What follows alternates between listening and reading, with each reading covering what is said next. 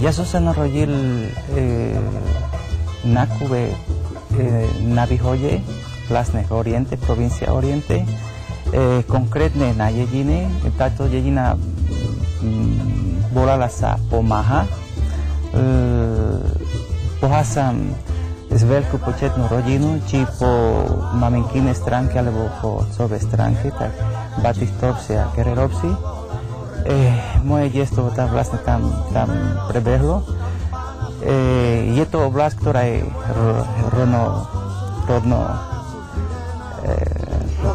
je to rovina a vlastne tam sa pestuje pomaranča, alebo chová sa dobytok. Takže bolo tam veľa dobytok, kone a tak ďalej. Ja som mal veľmi, alebo mám ku láske veľmi kone. Od malička som chodil na kone a keď som bol tak malý, vlastne som chcel sa stať konvojom. To bolo môj sen.